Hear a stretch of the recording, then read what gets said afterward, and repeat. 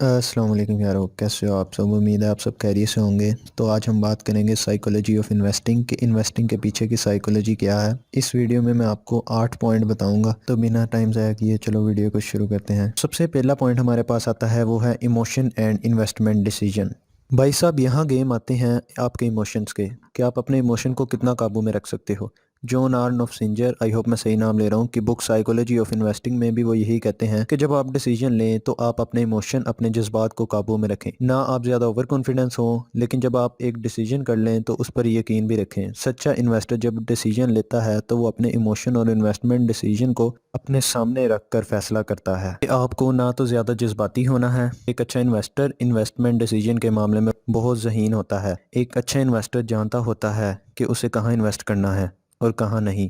वो सोच समझ कर इन्वेस्ट करता है। फॉर एग्जाम्पल, जब फेसबुक ने व्हाट्सएप को खरीदा था तब व्हाट्सएप तकरीबन 138 मिलियन डॉलर के लॉस में था, लेकिन फेसबुक के ओनर मार्क जकरबर्ग जानते थे कि व्हाट्सएप की वैल्यू बहुत ज़्यादा है और फ्यूचर में इसके यूज़र भी बढ़ेंगे। तो इसलिए उन्होंने फरवरी 2014 में व्हाट्सएप को तकरीबन 16 बिलियन डॉलर में ख़रीद लिया।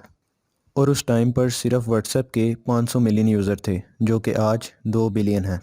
तो इसलिए भाई, इन्वेस्टमेंट के साथ यकीन और सब्र ज़रूरी है। देखो, चीज़ें इतनी जल्दी नहीं हासिल हो जाती भाई साहब, कि इधर आपने पैसे इन्वेस्ट किए और अगले ही दिन आपको प्रॉफिट हो जाए। ना भाई ना, ये बहुत लंबी गेम है मेरे भाई। क्योंकि the great investor Warren Buffett को भी अपने पहले मिलियन डॉलर कमाने में 55 साल लगे थे। Loss aversion.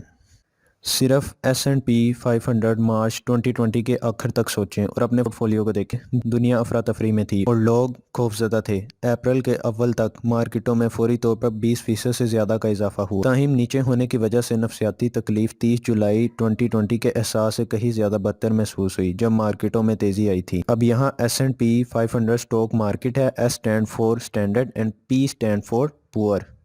प्रॉफिट से ज़्यादा लॉस को ज़्यादा महसूस करना भी आपके लिए नुकसान का बायस बन सकता है, जिससे आप जज्बाती होकर अपना मज़ीद नुकसान कर सकते हैं। तो इस हाल में आपको सब्र करना चाहिए, क्योंकि प्रॉफिट के साथ लॉस भी है। लेकिन यह बात कि इस लॉस से आपको सीखने को मिला कि आपको अगली बार किन किन गलतियों से बचना है। वार्नर बफेट को 55 साल इसलिए भी लग गए थे मिलियन डॉलर कमाने में, क्योंकि उन्होंने भी शुरू में बहुत गलतियां की थी, लेकिन उन्होंने अपनी गलतियों से सीखा। जैसे कि वो कहते हैं कि I will continue to mistake even more expensive mistake. When we grow decades ago, I made mistakes worth few $100. Now I mistake worth billion. But ensure that I learn from it and I don't repeat them. अब नुकसान करके इंसान free तो नहीं हो जाता, ज़ाहिरी बात है वो टेंशन में होता है, और यही टेंशन कई लोगों को रातों में सोने भी नहीं देती। अब इससे निमटने का तरीका ये है कि आपको एहतियातन पहले ही से अपने अकाउंट में थोड़ी बहुत सेविंग करके रखनी चाहिए। इससे आपकी टेंशन थोड़ी कम होगी, क्योंकि इंसान के पास जब कुछ नहीं होता तो वो ज़्यादा टेंशन में होता है। ओवर कॉन्फिडेंस बायस। अब कई इन्वेस्टर ये करते हैं कि कोई कंपनी के शेयर्स एक टाइम में बढ़ने लगें तो वो ये सोचते हैं कि यहाँ इन्वेस्ट कर दें कि बाद में हमें बहुत ज़्यादा प्रॉफिट होगा, लेकिन वो ये नहीं देखते कि क्या फ्यूचर में इसके शेयर मजीद बढ़ेंगे, क्या ये कंपनी ग्रो करेगी भी या नहीं। तो ऐसे ओवर कॉन्फिडेंस इन्वेस्टर भी बाद में पछताते हैं कि हमने अच्छी कंपनी तो देख ली, लेकिन सही वक्त नहीं देखा कि इन्वेस्ट कब करना चाहिए था। अब इस सिचुएशन में भी अक्सर लोग पैनिक हो जाते हैं कि फॉर एग्जांपल, अब बहुत से लोगों ने बिटकॉइन खरीदा होता है, लेकिन जैसे ही बिटकॉइन नीचे आएगा तो बहुत से लोग पैनिक होकर उसे सेल कर देंगे कि ये कहीं मजीद नीचे ना चला जाए। वो लोग अपने पैसे तो बचा लेते हैं, लेकिन दूसरी तरफ वो शख्स जो 1 साल उसका इंतजार कर लेता है, उस पर सब्र कर लेता है, तो वही बिटकॉइन जो साल पहले $20,000 का था, साल बाद $25,000 का हो जाए, तो जारी बात है कि इस शख्स को प्रॉफिट ही होगा। क्योंकि एक कंपनी एक टाइम पर बहुत ज्यादा ग्रो करती है, लेकिन वही कंपनी एक टाइम पर 100 से सीधा 0 पर भी चली जाती है। What are the 4 types of investments?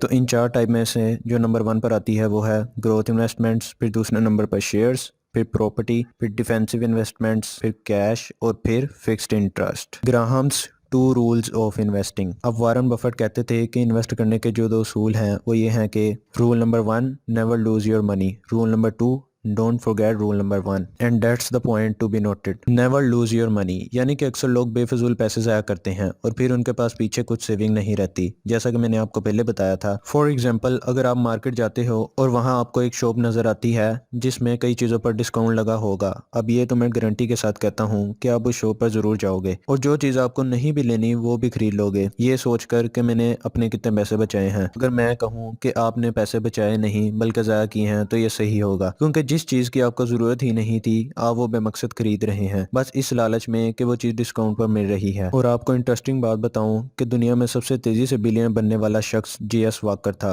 जिसने प्राइस लाइन के नाम से एक वेबसाइट को पेश किया था। जिस वक्त इसकी नेटवर्थ तकरीबन 1.8 बिलियन डॉलर थी और उस वक्त इसकी एज तकरीबन 15 थी, लेकिन उसके बाद 2000 में इनकी नेटवर्थ 333 मिलियन डॉलर पर आ गई। तो भाई साहब इसमें कोई शक नहीं कि प्रॉफिट के साथ लॉस है। अगर आपको लॉस हो भी जाता है तो आपको टेंशन लेने की जरूरत नहीं है, बल्कि उस लॉस से आप सीखो कि मैंने क्या क्या गलतियां की थी जिसकी वजह से मुझे ये लॉस हुआ, और फिर आगे इन्वेस्ट करने के लिए तैयार हो कि आइंदा मैं ये गलतियां नहीं दोहराऊंगा तो ये लॉस मुझे दोबारा नहीं होगा। Investor and defensive investor. अब यहाँ इन्वेस्टर भी दो तरह के होते हैं, एक अग्रेसिव इन्वेस्टर जो इन्वेस्ट करके बहुत बड़े प्रॉफिट बहुत कम टाइम में कमाना चाहते हैं, और दूसरी तरफ डिफेंसिव इन्वेस्टर जो कम इन्वेस्ट करके मीडियम प्रॉफिट से भी गुजारा कर लेते हैं। अगर अग्रेसिव इन्वेस्टर को देखें फॉर एग्जांपल कि इसने एक टाइम में $200 प्रॉफिट अर्न किया, लेकिन वही अगले टाइम पर उसे $150 का नुकसान होता है, तो बिग इन्वेस्टमेंट में आपके प्रॉफिट के चांस तो बड़े होंगे लेकिन वही आपके लॉस के चांस भी कई गुना बड़े हो सकते हैं। दूसरी तरफ अगर आप डिफेंसिव इन्वेस्टर को देखें तो अगर वो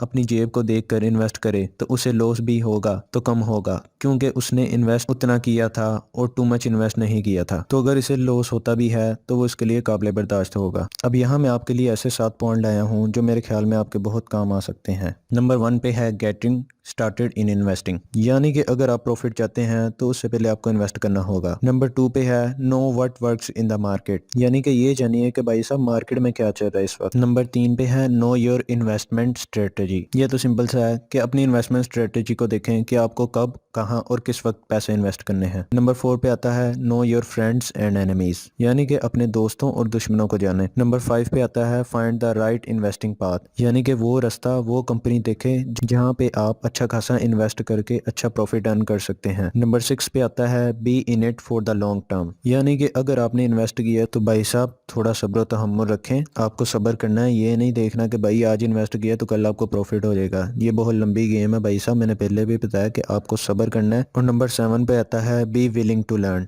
यानी कि सीखने के लिए तैयार रहें, यानी कि जो लॉस आपको हो रहा है उसे देखें आपने उसमें क्या क्या गलतियां की और हमेशा उन गलतियों को सुधारें और उन्हें सीखने के लिए तैयार रहें। अब बात आती है कि हाउ मच टू इन्वेस्ट, यानी कि भाई साहब कितने पैसे कितनी रकम हम इन्वेस्ट करें। अब ये ना सोचना कि मेरी सैलरी कम है चलो अगले साल इन्वेस्ट करूंगा, इस तरह तो आप कभी भी इन्वेस्ट नहीं कर पाओगे। चलें इसके लिए मैं आपको एक रूल बताता हूँ जिसे 50-30-20 रूल कहते हैं। फॉर एग्जांपल अब आप मंथली 20,000 कमाते हैं तो आप क्या करें, इसमें से 50% अपनी नीड्स के लिए निकाल लें, जैसे बिल, घर का ration, but not your desire. अब यहाँ बट वो बट पट्टी वाला नहीं है, जोक्स असाइड। अच्छा तो आपको क्या करना है, 50% अपनी नीड्स के लिए निकाल लेना है, जिसमें बिल, घर का राशन वगैरह शामिल हो जाएगा। लेकिन ये बात याद रखें कि उसमें आपकी ख्वाहिशात शामिल ना हो। अब 30% रखें आप फॉर योर डिज़ायर, यानी कि अपनी ख्वाहिशात के लिए, जैसे आपको फ़ोन खरीदना है, आपको गाड़ी खरीदनी है, या आपको कहीं वोकेशन पर जाना है, या कहीं बाहर होटल में खाना खाना है। और फिर बाकी का 20% आप लगाएं अपनी इन्वेस्टमेंट में। That's it. तो भाई मिलते हैं फिर अगली वीडियो में। अगर वीडियो पसंद आई है तो वीडियो को कर दो लाइक और कमेंट में अपनी अपनी राय पेश करो और सब्सक्राइब करो यार, सब्सक्राइब। तब तक के लिए अल्लाह हाफिज़, फ़ी अमान अल्लाह।